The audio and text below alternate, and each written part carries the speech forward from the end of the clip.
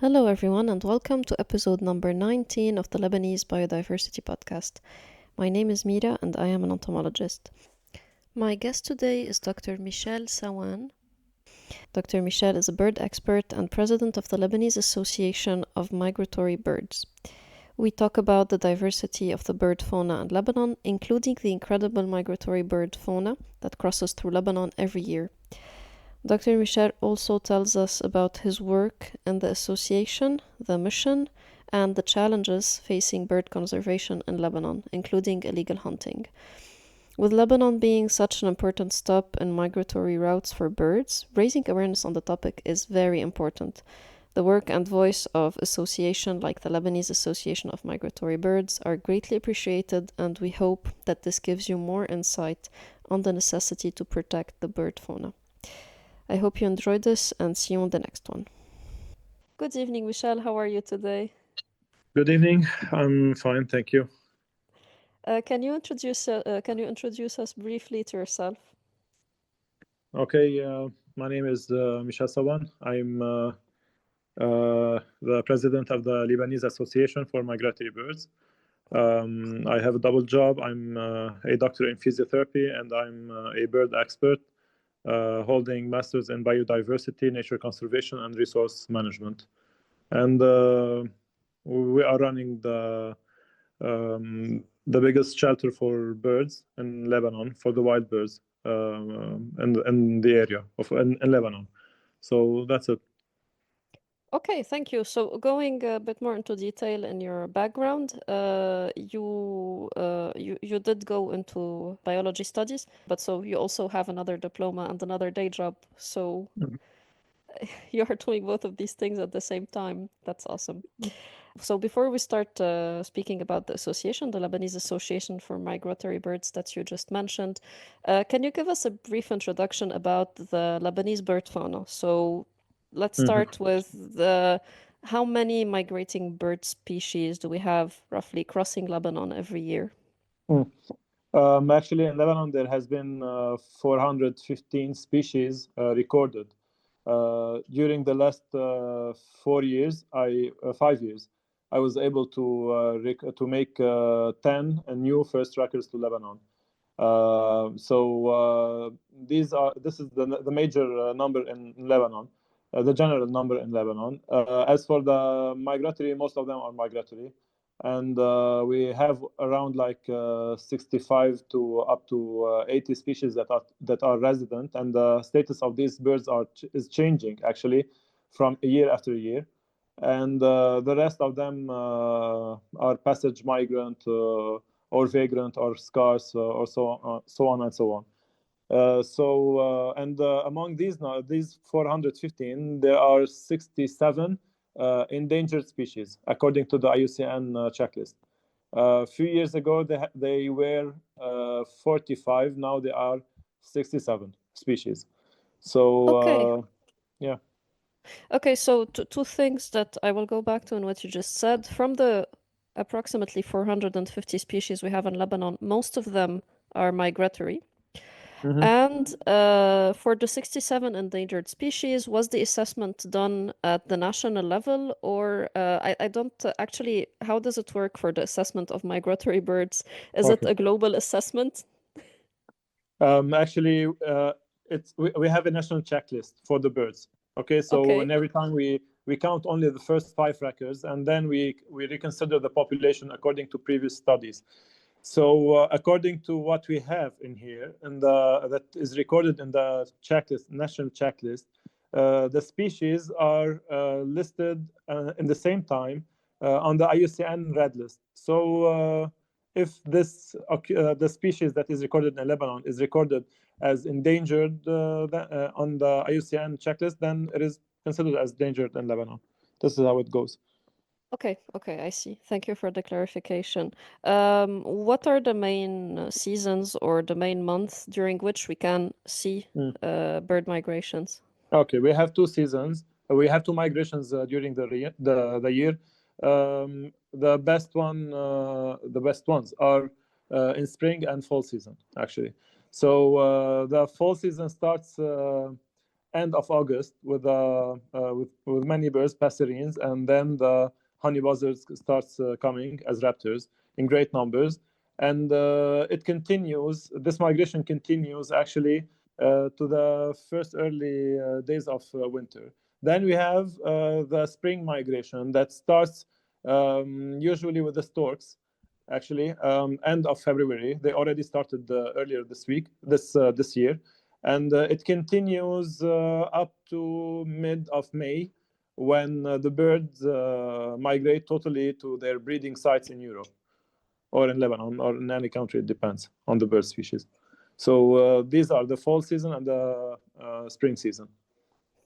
Okay, and so when they go through Lebanon, we always hear the term so important bird areas where the birds will stop for water or a break. Can you tell us where these are located in Lebanon, and why are they important actually for migrating birds? We have many important bird areas in Lebanon, and they are distributed into many places, or we have 15 actually. And Okay. these bird areas are Amiq wetland, that sadly is almost drafted, Beirut River Valley, Binta'al forest area, Hima Anjar, Kfar Zabad, Hima Ibn Sa'i, Hirsch Ehden Nature Reserve, Jabal Musa Mountain, Lake Araun, Palm Island Nature Reserve, Ramliye Valley, Okay. ريم صنين Mountain, Semi Desert of Ras Balbak, الاس بي ار شوف Cedar Nature Reserve, Tannourine Nature Reserve, and upper mountains of Akkar and Darniye. These areas have been considered as IBA due to many criteria, including the criteria that are considered as roosting sites and foraging sites where the birds land to eat. And the route of migration, it depends on the route of migration if they adopt it or not also. So yeah, that's the criteria for the IBA. Okay, but this is almost distributed across the entire territory, which is impressive for such a small country. Yeah, we have also many that have not been classified actually as IBAs, and I have been working on this project for the last 3 years on Mount Turbol in North Lebanon, because I did my master's in there also, and now I started monitoring the area. Actually, it's one of the most important areas for raptors and soaring birds, actually soaring and semi-soaring birds in Lebanon. This area is considered very important because during my studies I was able to count 227,000 soaring and semi-soaring birds comprised on 29 species, including 8 endangered species in this area. Okay, this is amazing. So you think that there are a lot of other areas that are not recognized as IBAs Yes. that are also Yeah. also potentially very important for migratory Yeah, birds? actually. Yeah. Okay. And can you tell us a bit more about what the role of birds is in natural and agricultural ecosystem? For example, for years we would hear about insect outbreaks that would happen because there would be less birds to control the insect populations. What are other important roles that birds play in natural habitats and agricultural habitats? Actually, a long time ago, there was no need for pesticide and chemicals to be spread in the fields because there has been lots of birds, and the birds took the natural, organic, if you want, role of pesticide. But since everyone now has guns and the hunters' number has increased dramatically in the last decade, and there are no good supervision for this problem, and people are shooting all the year, all the seasons, everything they see. So this has affected the agriculture itself, and not only the agriculture, but also the whole biodiversity and the whole ecosystem was affected by the massive shooting of birds, because birds, they kill insects and they feed on insects, especially they feed their nestlings on insects because they have the insects have higher protein concentration than the meat actually that we eat. So they depend on it in spring, and of course they have to eat some vegetables or some fruits, but just to to gain water from or energy from this kind of food. So shooting birds that eat insects had affected dramatically the forests and the agriculture fields in Lebanon. So many fields have been affected by the parasites that were invading all the plants that they are waiting for to live from. Also, many rodents have been multiplying very fast recently. According to one of our colleagues, Shadi Andari, he posted an article that proved that rodents like mice, field mice, for example, they are multiplying fast and more than before, than the usual, because it's warmer than before. So as long as the weather is warm, the more they multiply. So when shooting storks or when shooting raptors that feed on mice or owls, for example, also they are most important. They are very important to us, actually. So this number of birds have decreased, and the number of rodents has increased. So once increased, the agriculture is in danger. And we know that, for example, the barn owl would hunt and eat 3 or 4 mice per night. And the mice will multiply every 40 days.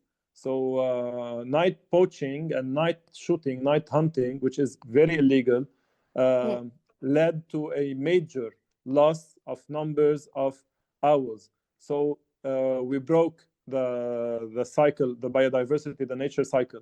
And thus we have affected the agriculture dramatically by shooting these birds or by spraying pesticides in a very random way, or even by pollution and many other factors.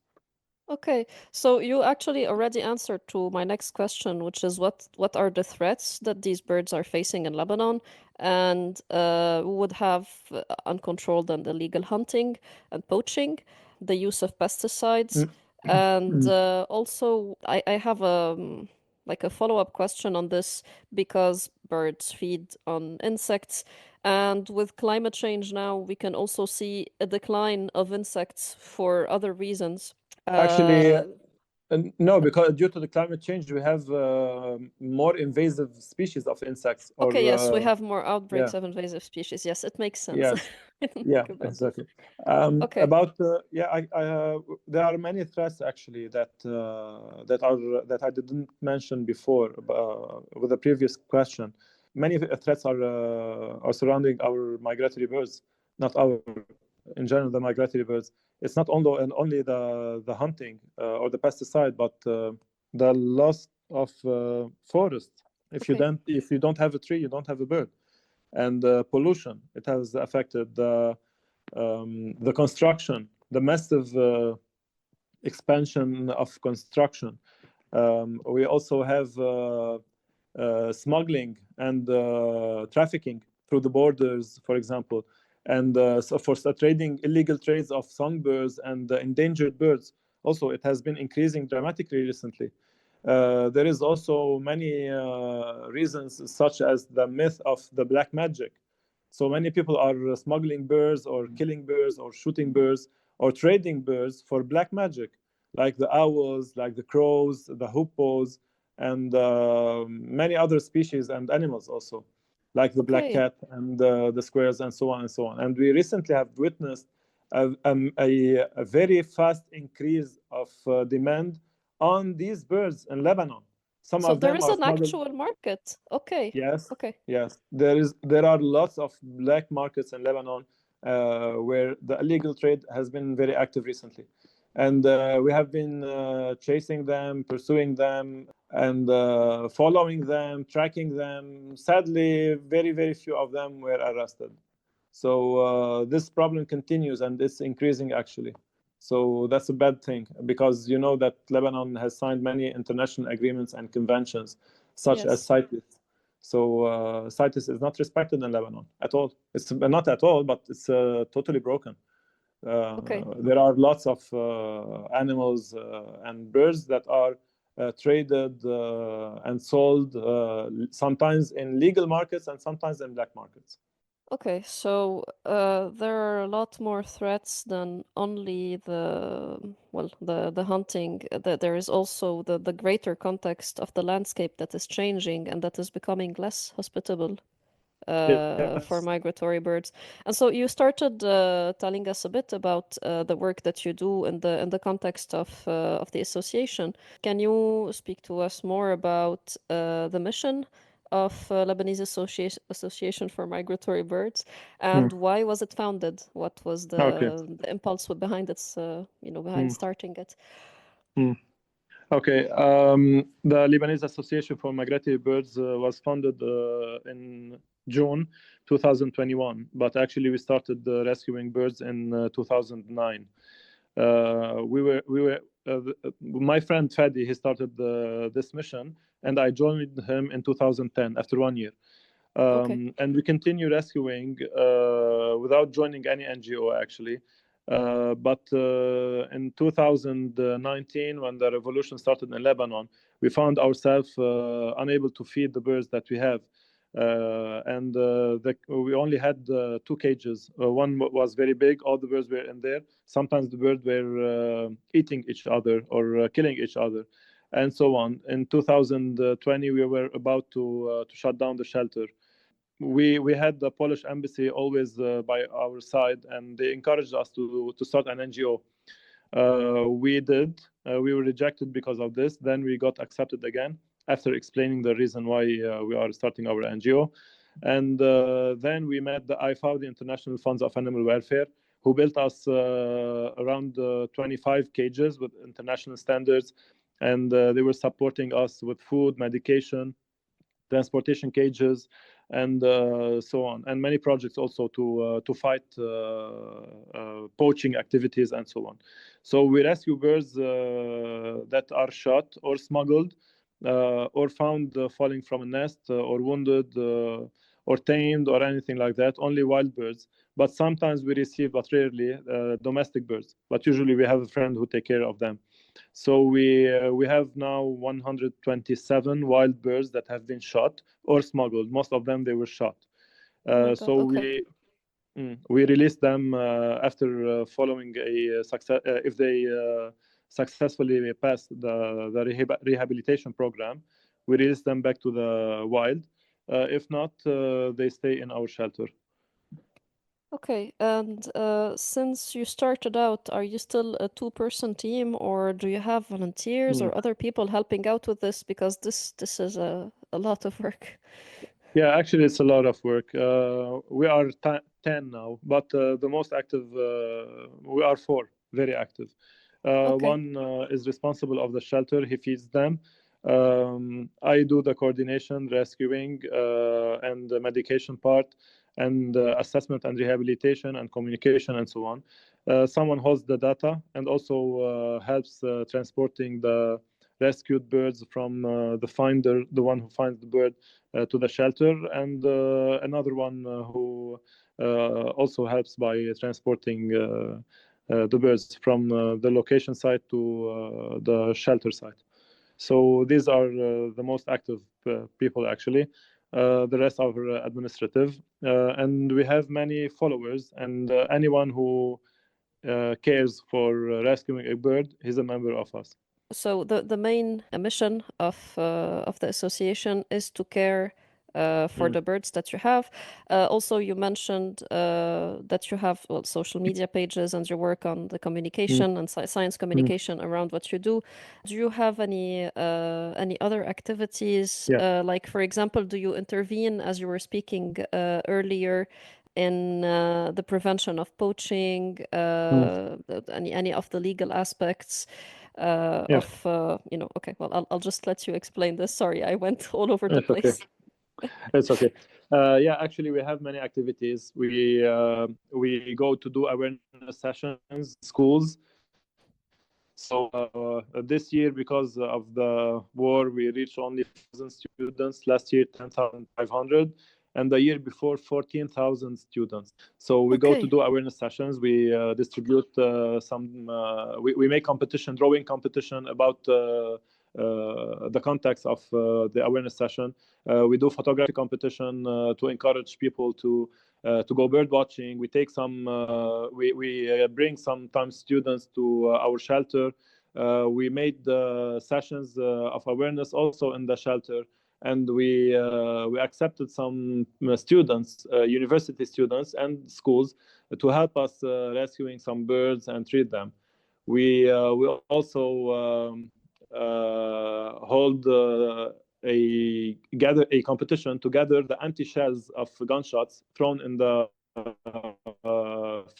field, on the field. So we were able to gather 300,000 empty shells. We send them to recycling, and we do sometimes agriculture awareness because it always reflects, has some effects on the birds. And yeah, and that's this is we also participate in assessments in nature reserves or in private projects. Like now, Okay. we will start end of February to assess the Egyptian population that passes through the Lebanese sky. Okay, sorry, can you just repeat the name of the species because I had a slight internet cut? Egyptian vulture. Okay, thank you very much. Okay, well, that's great. And that also that's a wide range of activities. So thank you very much for taking on all of this work.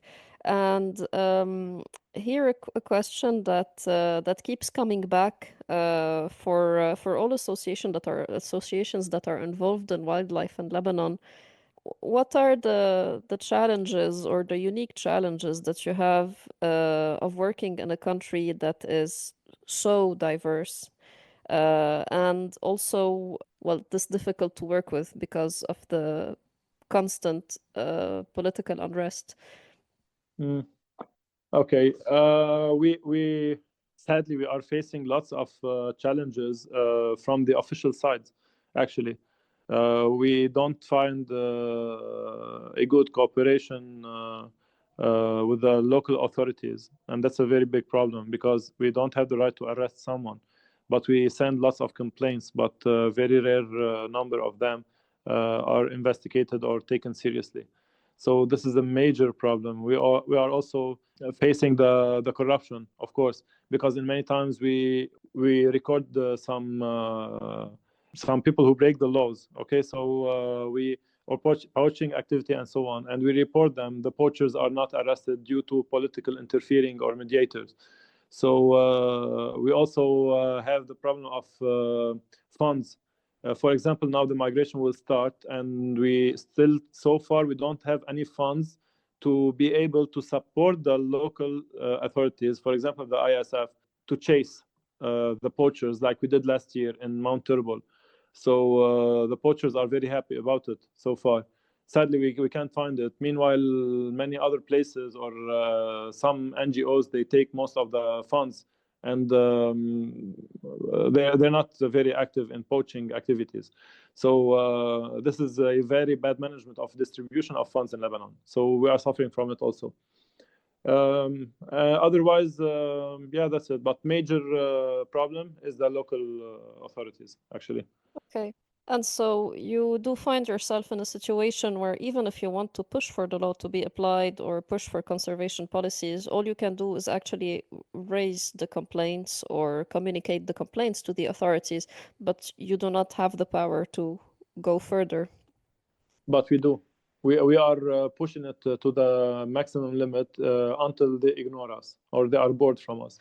We don't do it as LAMB. We don't do it a lot, but sometimes we do it through other activists like Ghina Nahfawi, who is Okay. very known about chasing illegal stuff, illegal activities. So that's a problem. We have to do not only our job, we have to do the job of a lawyer, of a judge, of a police, of a minister, people working in a ministry. So this is very annoying because we don't have the authorities to do Yes. that. And when someone is breaking the law and he's not convicted, everyone will be encouraged to break the law. And this is a major problem. We focused on this, and we shed the light on this for many times and for many years, but they just don't want to listen, or they don't want to act, or they don't want to work. Actually, they complain, and they give many reasons that are not acceptable actually for this. So yeah, that's the problem. With all of the years that you have been doing this, do you see any shift or like shift in mentality or change of attitude Mm. towards like why it is important to preserve wildlife? Like what you are saying from what you are saying, I understand that illegal poaching is still very much a problem. But do you Mm. see that in the general public, at least, you do have a shift in the Mm. mentality and that people now are more aware that this is important, Mm. that they engage less in buying animals from the illegal trade? Mhm. Actually, I can say yes and no, negative and positive. I Okay. start with the negative side. Actually, many people are the number of hunters and poachers is increasing. Okay, and the number of violations is increasing, and the reported or convicted violators, if you want, or poachers, is not increasing, is decreasing. So it's chaotic. It's very corrupted. On the other side, in a positive way, and due to the awareness sessions that we are spreading around the country and in schools and everywhere we go, on TV sometimes also, we have noticed that many people are they have compassion with what we are doing, and they are reporting violations, and they are also helping rescuing, and they are aware of what is going on. So we were able to shift the mentality of many poachers actually into responsible hunters, and many hunters stopped hunting because of us. Okay, so this is a good thing, and many parents told us that their children gave them information about the birds that they heard in their awareness sessions that we gave in their school that they have never knew before. And you know, for example, the owl is considered as a bad luck bringer in here, Yes. bad luck fortune. But now Yes. many students and many people know that no, on the contrary, the bad fortune is the humankind, not the owls. So Yes. yeah, that's it. Okay. Well, this means that at least for the younger generations, there is hope that you will have more help just by Mm, the fact that they will engage less in these illegal activities, hopefully. And mm, how can the general public help otherwise? So you just said that a lot of people get involved in your mission by reporting mm, injured animals or reporting problems, also by helping you through your rescues. What mm, else can the general public do to help you in your mission? mm. Actually, I repeat, the authorities will be very helpful and more helpful than the general community. As for the community, they can just report, continue to report. But Okay. as much as they report, and as long as they report the violations, and there are no measures taken, this is useless. Okay, so this is one thing, and they can also stop buying wild animals, even to release them, let them die instead of doing that. Or if they are not reported or convicted, let them die instead of buying them, because when you buy for pity and you release, the commercial himself will consider it as a good deal, and he will catch It's a more. sale. Yes. Yeah, it's a Yes, sale. it's a sale. So if it's not reported, again, it's not our responsibility to arrest him. We report, and they can report. As long as they are reported and not arrested, that's a major problem. So yeah, that's it. They can work on their responsibility of being responsible for their civil rights. Actually, they can reduce plastics, garbage, clean their environment. They can also protect their lands from hunting or so on. They can simply forbid people to go hunting. The municipalities have also a very major role in this. They can also control the areas under their authorities. So it's a wide range actually when we talk about the general community and the stakeholders that go within the implementation of a project or of an assessment or anything else that is reported to birds, or to protect the birds, or to assess the birds, or so on. Okay, so to close this talk, I have two final questions. Do you have any advice for people who would like to go in nature conservation? and any other closing ideas or things that you would like to talk about. Of course, I encourage everyone to go into nature conservation because it always has an effect, direct or indirectly, on us. So they are protecting themselves when they are protecting the nature, actually, because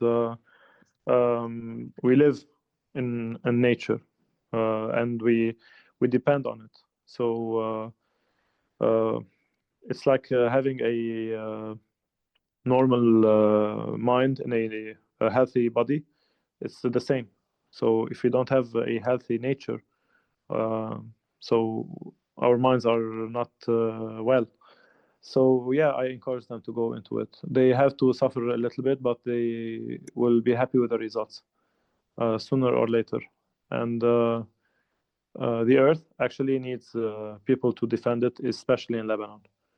So and the region, of course. So why not? As for the second part, remind me, please, of it. Yeah, so the second question was if you had any closing ideas or anything else that you wanted to share.